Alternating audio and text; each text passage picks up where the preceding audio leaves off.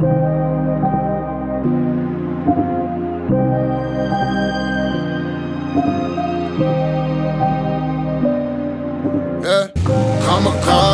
blinded by the show lights, paparazzi, they know I'm a gold mine. Everybody know me where I go, right? Suicidal, hanging with the low. I'm a legend, I'm a fixer, paper portraits, get the picture like the paper, like the swisher. I'm your elder, call me mister. Y'all should probably do the math. I done been that them bad. Remo had me in the ass. Girl probably bump me. Thoughts of things, turn a 5 to dime, nothing to something. It's a classic tale like The Alchemist. Mama would be proud of this. Wonder where I'd be without this. Probably dining out. It'd be easy just like the alphabet. Might wanna rewrite. Welcome back to SRS. Today we've got Himi's Carshop F-1 R34 GTR. So this car was built in Japan by Carshop F-1 and then imported to Australia. But at the time this car was built, the technology in it was very period correct. Since it has been built, everything's taken leaps and bounds forwards. Himi sent it up to us and basically wanted us to bring it into the 21st century and modernise everything whilst still keeping that same nostalgic feel to it. So we've sort of gone ahead and put as many modern items into it as we could while still keeping that same, that same Japan era feel. Vibe. So over the last few weeks, that's what we've been doing to this thing, and it's done. It's about ready to go. Yeah, about ready to go back to Himi. So we're going to run you through start to finish everything that we've done, and then we'll show you the car front to back, top to bottom, inside out, and let's do a full walkthrough. We'll start at the front. Let's start at the front. You want to start at the front? Do you even know where it is? It's a very sharp light. Ta-da! Starting in the engine bay with the obvious sort of upgrades that we've done. So up the top on the spark side of things, we've got the PRP R35 GTR coil conversion. So we added one extra R in there, went from the 34 to the 35.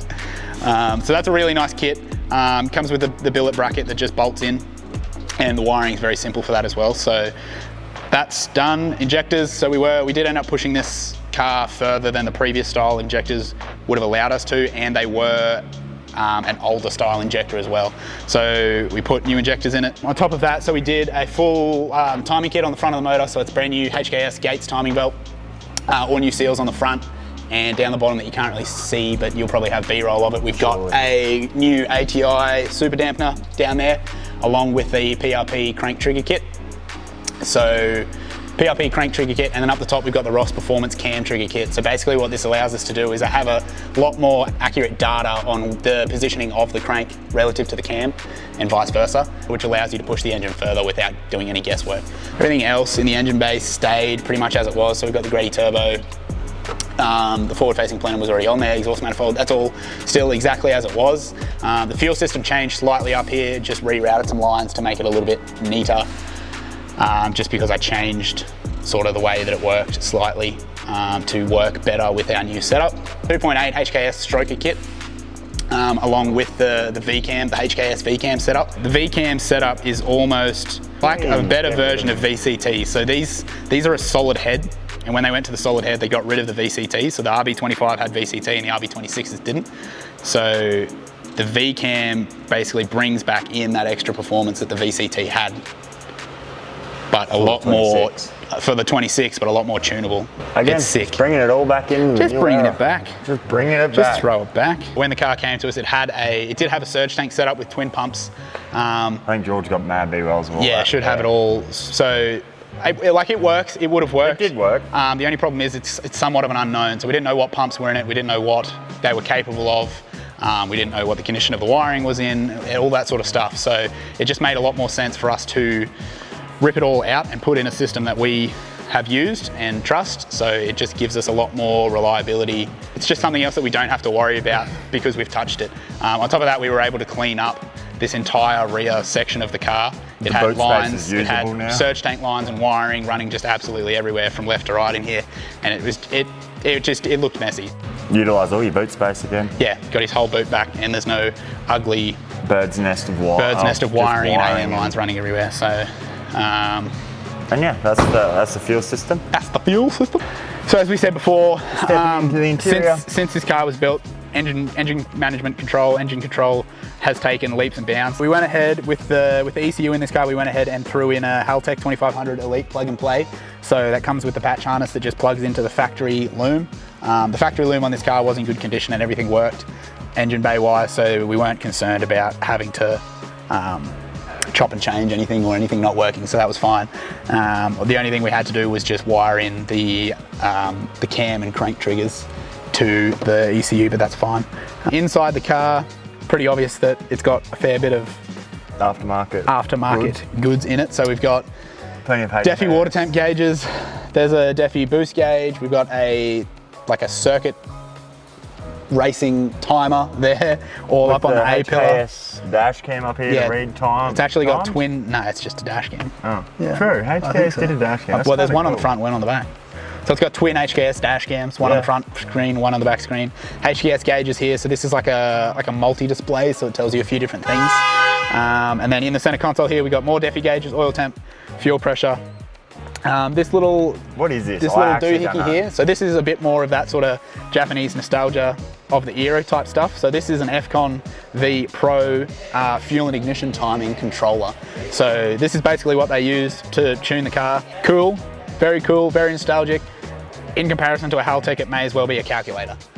So, like, you know, we wanted to, like, you still... It literally takes, like, internet ports. Yeah, it's got an Ethernet port. It takes an internet port. Cool, nevertheless, still a piece of nostalgia, so we wanted to leave it in the car just because, you know, it suits the aesthetic of the interior. Here we've got the OS Geiken 6-speed sequential. So this was already in the car and it's still sick. It's still as sick as the day they... Yeah.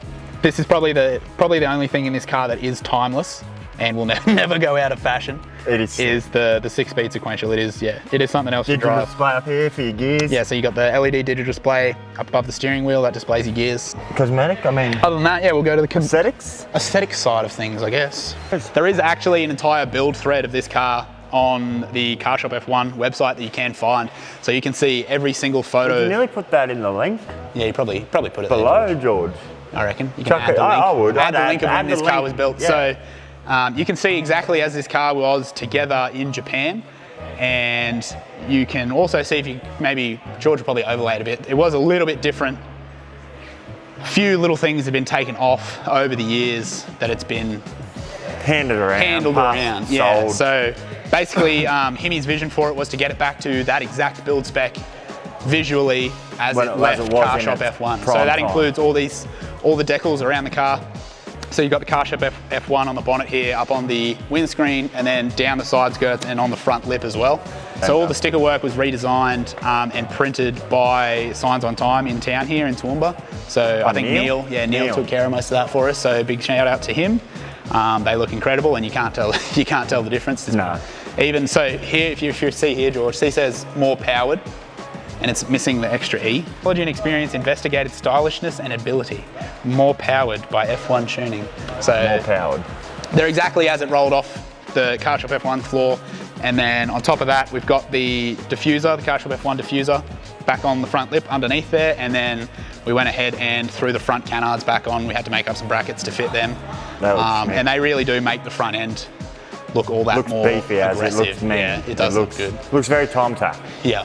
So it's the mirrors, so it's the so everywhere. stickers on the side of the car, and then back here we've got the original wing, but we have gone ahead and we put the carbon risers on it to get that wing height a little bit higher. I think it's like 40-50 mil higher than it was originally. So just the little touches that sort of give it the extra. It just makes it that edge. much better, you know. Better. All right, so this thing went on the dyno, and it managed to throw down 637 horsepower at 18 PSI.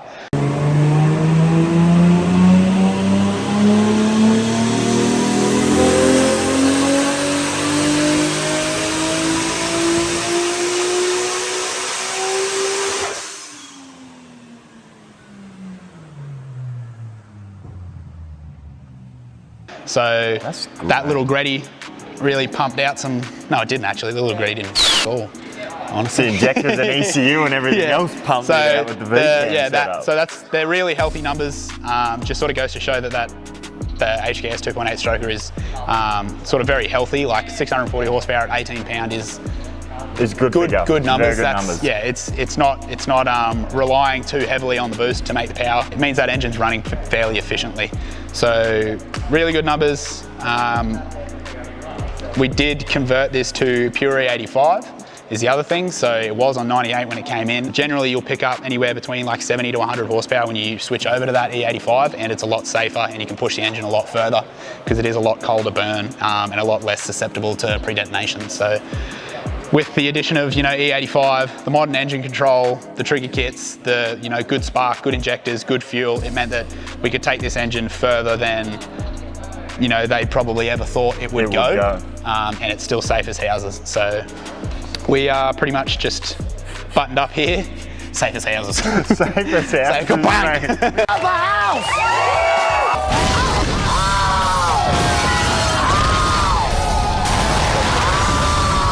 Safe as houses. Nothing performance is ever safe as houses, is it? No, never. Never. Knock on wood.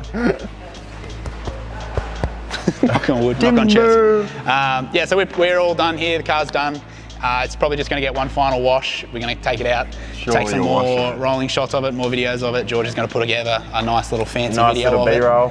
And I believe tomorrow we're going to say goodbye to it. So it's been a lovely car to walk into the shop every morning and see it still sitting there. It would have to be like close up there with one of my favourites that have been in the workshop.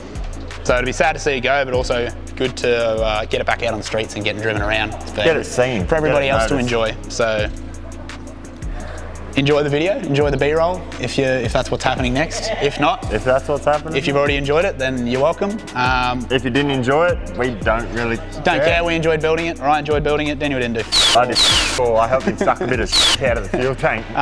Really enjoyed working on it. Definitely, yeah, it's one of the favourite cars that we've sort of had through here, even though it's not one of ours, so to speak. But it was nice, very sort of stuff of dreams, I guess, isn't it? To get to put your own touch on a bit of an iconic car. So it's not the first one that we've done. No. Well, first Carshop F1, probably the last. Probably the last Carshop F1, really. Yeah. But anyway, all right, enjoy the video, enjoy the B-roll, enjoy your week, and we'll be back with another video with what? More cool gangsters. All right, goodbye. Closing time. All the doors are closing. You don't have to go home, but you can't stay here.